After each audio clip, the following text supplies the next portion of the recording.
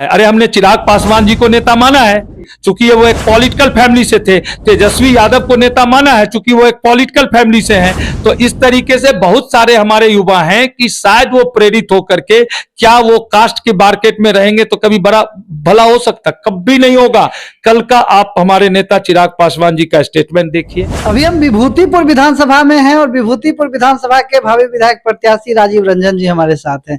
आप लोगों ने हाल ही में देखा होगा कि विभूतिपुर बहुत ही ज्यादा कंट्रोवर्सी में चल भी रहा है, बहुत ही हॉट सीट भी बना हुआ, लेकिन फिर भी ये अपनी योजनाओं की बौछार से विभूतिपुर के लोगों के दिल में अपनी जगह भी बना लिया। तो सबसे पहले स्वागत है आपका बिहार।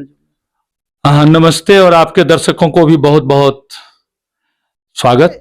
हर चौक चौराहों पे आपने कहा था कि वाटर पानी की व्यवस्था करेंगे, महिलाओं के लिए शौचालय की व्यवस्था करेंगे, वो कब से हो रहा है? ऐसा है कि मैंने अभी कलकत्ता की एक कंपनी है और उनका टॉयलेट के ऊपर स्पेशली नाम है अरिजीत बैनर्जी, डॉक्टर अरिजीत बैनर्जी, और स्वच्छता के ऊपर उन्होंने इतना बढ़िया काम किया और इतने शौचालय बना करके पब्लिक यूटिलिटी के लिए चौक चौराहे पे लगे। उसमें उनसे हमारी परसों मीटिंग हुई और हमने अभी फिलहाल उनको 10 टॉयलेट का दो जेंट्स और लेडीज और एकदम फर्स्ट क्लास टॉयलेट और वो बन के आएगा और सीधे सीधी लग जाएगा। चूंकि मुझे इसको जल्द से जल्द पायलट प्रोजेक्ट के रूप में काम करना था तो 15 सितंबर के पहले हमारा टॉयलेट जो है जो जगह हमारे लोगों ने चिन्हित किया है वो हर चौक पे लगवा देंगे। मतलब विभूतिपुर में कहाँ कहाँ लगेंगे? देखिए, जैसे नरहन है, हमारा एक बिजनेस हब है, नरहन हो गया, सिंघिया हो गया, कल्याणपुर हो गया, मुस्तफापुर हो गया, तेल डिपो चौक हो गया, रामपुर ट्रेनिंग स्कूल हो गया, उधर देसरी ले लीजिए, गंगौली ले लीजिए। और अगर ये सक्सेसफुल रहा, ठीक रहा, तो इसके बाद हम पकड़ेंगे हाट, जहां पर बहुत सारा लोग शाम को महिलाएं जाती है हाट बाजार में, तो जो प्रमुख हाट होगा वहां पर भी इसका निर्माण कराएंगे। अच्छा, आपने एक हाल ही में पोस्ट जारी किया कि मेरा एक सपना जो अधूरा रह गया वो अब पूरा होने वाला है, हॉस्पिटल के बारे में। वो हॉस्पिटल कहाँ बन रहा है वो थोड़ा सा देखिए, मेरे ग्रामीणों ने आज से 11 साल पहले 1 बीघा राम जानकी ठाकुरबाड़ी का जमीन मुझे दिया था और उनके शर्त के मुताबिक था कि ठाकुर जी की मंदिर बना देनी है, तो मैंने वो मंदिर बना दिया और उस जमीन को मैं ऐसे ही कोई यूज में लिया नहीं। तो उसका कुछ पार्ट में अभी कंस्ट्रक्शन हुआ है। उस समय मैं बड़ी जोर शोर से हॉस्पिटल बनाने के लिए लगा हुआ था, क्योंकि मुझे ये लगा था उस समय भी और आज भी एक हमारे एरिया में अच्छे हॉस्पिटल की जरूरत है। तो देखिए, सिर्फ हॉस्पिटल का बिल्डिंग बना देने से अच्छी चिकित्सा होगी ऐसी बात नहीं है। आज से 11 साल में हमारा बिहार भी काफी कुछ बदल चुका है, ऐसा मेरा मानना है। हमें चाहिए थे क्वालिटी के डॉक्टर जो क्वालिटी की ट्रीटमेंट कर सके। तो उस समय में इतने डॉक्टर की अवेलेबिलिटी नहीं थी और वो उतने डॉक्टर रूरल एरिया में जाकर के प्रैक्टिस करने के लिए तैयार नहीं थे। लेकिन मुझे अब लग रहा है, चूंकि हमारे जिले में सरायरंजन में मेडिकल कॉलेज हो गया और जो इंटर्नशिप डॉक्टर करते हैं या जो लोग हैं तो जो यहाँ से पास आउट होंगे और कम्युनिकेशन इतना फास्ट हो गया, जैसे लाइट आ गया, सड़क बन गया, तो कहीं से भी डॉक्टर आकर के यहाँ पर अपनी सेवा देना चाहते हैं। अब देखिए, मुझे तो वो जो हॉस्पिटल होगा वो चैरिटी के तौर पे चलेगा, एकदम मिनिमम कॉस्ट में हम उसको रन कराएंगे। तो इसके लिए हमें पूरा इंफ्रास्ट्रक्चर डेवलपमेंट का, जैसे डॉक्टर आएंगे वो रहेंगे कहाँ, तो देखिए पीछे की जगह जो मैंने बनाई है डॉक्टर्स रेसिडेंस के लिए रख सकते हैं उसको। तो एक तो बिल्डिंग पूरी बन चुकी है, उसका फिनिशिंग चल रहा है।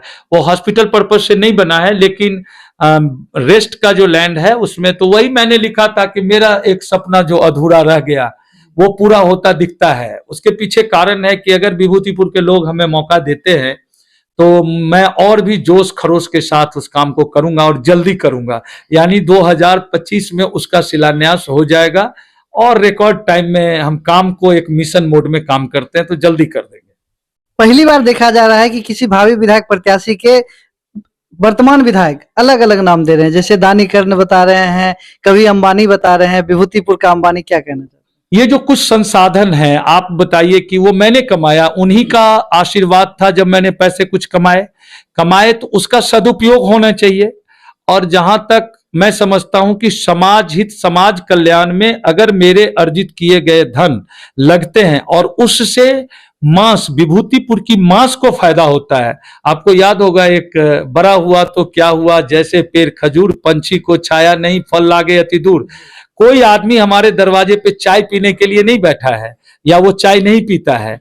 उसकी जो आशाएं हैं, उसकी जो आकांक्षाएं हैं, तो वो कहीं ना कहीं सर्च कर रहा है, और लोग मुझे समर्थन दे रहे हैं तो मेरा उत्साह और बढ़ रहा है, इसलिए मैं काम कर रहा हूं। अब रह गई बात दानवीर कर्ण या अंबानी या कोई भी बात जो आप बोल रहे हैं, देखिए मेरा मानना है धन का 3 काम जो हमारे बुजुर्गों ने सिखाया है। पहला भोग, दूसरा दान, और नहीं तो नाश।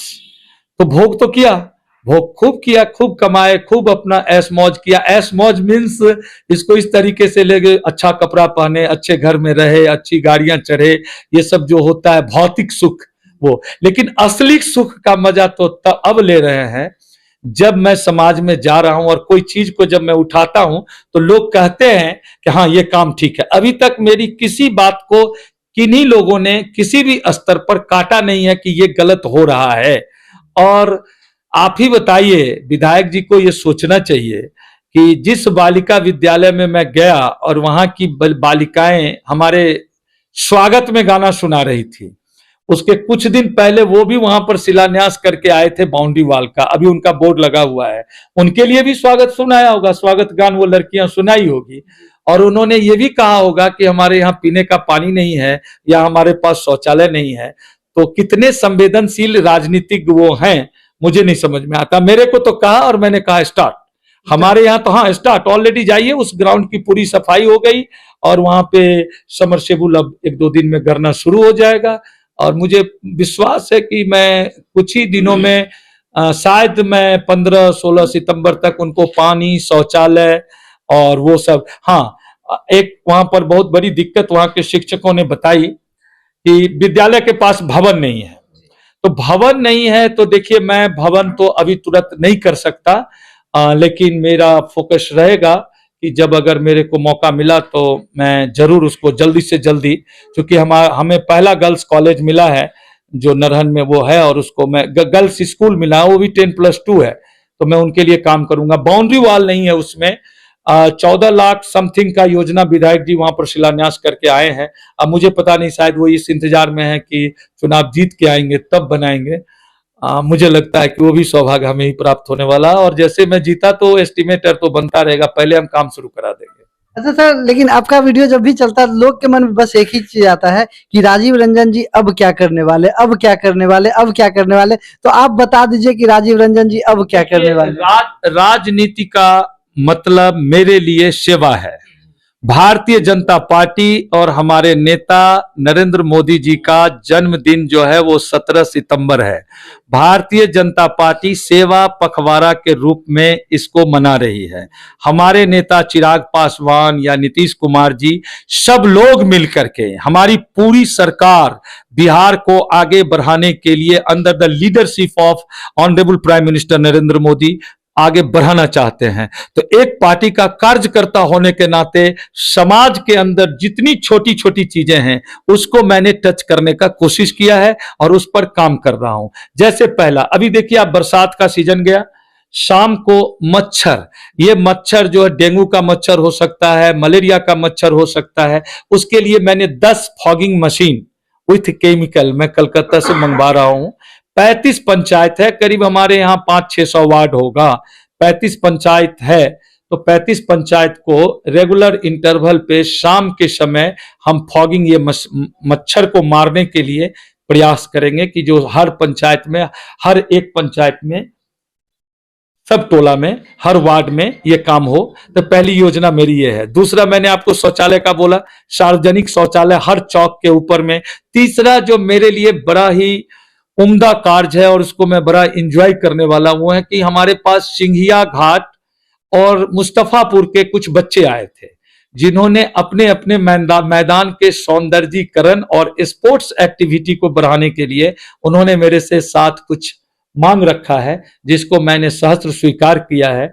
उसमें बहुत छोटी छोटी डिमांड है, कुछ लाइट लगवा दीजिए, कुछ खेल का ट्रैक बनवा दीजिए, कुछ हमारे लिए ट्रैक सूट की व्यवस्था कर दीजिए, शौचालय नहीं है वहां शौचालय बनवा दिए। नेचुरली आदमी जब एथलेटिक्स जब हमारा जाता है ट्रेनिंग के लिए तो वहां पे, तो इन सब चीजों पर मैं काम कर रहा हूं और सब चीज आपको सितंबर में देखने को मिलेगा। सितंबर में यस बिल्कुल। प्रमोद जी हैं हमारे कॉन्ट्रैक्टर हैं बिजली विभाग के। मैंने अभी 100 पोल का ऑर्डर दिया है, 100 पोल का, जिसमें नरहन जो क्रिकेट ग्राउंड है उसका सौंदर्यीकरण में पहले फेज में लाइट, शौचालय, पीने का पानी और सफाई, और जहां जहां गड्ढे हैं उसको मिट्टी डाल के, चूंकि वहां पर अभी गणेश उत्सव चल रहा है, इसलिए पूजा के बाद हम लोग शुरू करेंगे और दुर्गा पूजा के पहले उसको खत्म करेंगे। तो 4-5 दिन के अंदर में पोल वाले को ऑर्डर दे के आया हूं, 1 सप्ताह में वो पोल आ जाएगा, फिर प्रमोद जी का काम शुरू होगा, ये पोल लगा देंगे, लाइट जल जाएगा। उसमें हमने 100 वाट का स्टेडियम के लिए